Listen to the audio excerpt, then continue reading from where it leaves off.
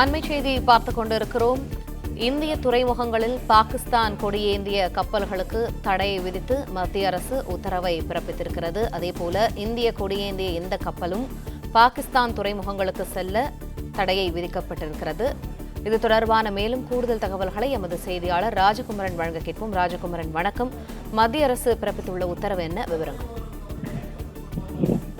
பகல்காம் தாக்குதலை தொடர்ந்து பாகிஸ்தானுக்கு எதிரான பல்வேறு துறை ரீதியிலான நடவடிக்கைகளை மத்திய அரசு மேற்கொண்டு வருகின்றது. ராஜ்ய ரீதியாகவும் ராணுவ ரீதியாகவும் மத்திய அரசு பல கட்ட நடவடிக்கைகளை எடுத்து வரக்கூடிய சூழ்நிலையில் பாகிஸ்தானுக்கு செல்லக்கூடிய கப்பல்களுக்கும் இந்தியாவிற்கு வரக்கூடிய கப்பல்களுக்கும் சில கட்டுப்பாடுகள் தற்போது விதிக்கப்பட்டிருக்கின்றன. அதன்படி பாகிஸ்தான் கொடியேந்திய கப்பல்கள் இந்திய துறைமுகங்களுக்கு வருவதற்கு தடை விதிக்கப்பட்டிருக்கின்றது. அதே போன்று இந்திய கொடியுடன் எந்த ஒரு கப்பலும் பாகிஸ்தான் துறைமுகத்திற்கு செல்வதற்கும் மத்திய அரசு தடை விதித்திருக்கின்றது. பகல்காம் தாக்குதலை அடுத்து பாகிஸ்தானுடன் பதற்றம் நிலவக்கூடிய சூழ்நிலையில் மத்திய கப்பல் போக்குவரத்து துறை அமைச்சகம் சார்பில் இந்த உத்தரவுகள் உடனடியாக அமலுக்கு வருவதாக தெரிவித்திருக்கின்றார்கள்.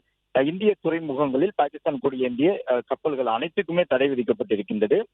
இந்திய துறைமுகங்களுக்கு மட்டுமல்லாமல் இந்தியாவிலிருந்து செல்லக்கூடிய அந்த கப்பல்கள் ஏற்கனவே பாகிஸ்தானுடனான பல்வேறு கட்ட வணிக நடைமுறைகளுக்கு தடை விதிக்கப்பட்டிருக்கிறது. பாகிஸ்தானுக்கு எந்த வகையிலும் ஏற்றுமதி செய்யக்கூடாது, பாகிஸ்தானிலிருந்து இறக்குமதி செய்யக்கூடாது என்பது உள்ளிட்ட பல கட்டுப்பாடுகள் விதிக்கப்பட்டுள்ள நிலையில் தூதரக ரீதியாகவும் இந்தியா தன்னுடைய உறவை பாகிஸ்தானுடனான தூதரக மற்றும் எல்லை பகுதி வழியாக சென்று வரக்கூடிய அந்த நடைமுறைகளை தற்பொழுது ரத்து செய்திருக்கின்றது.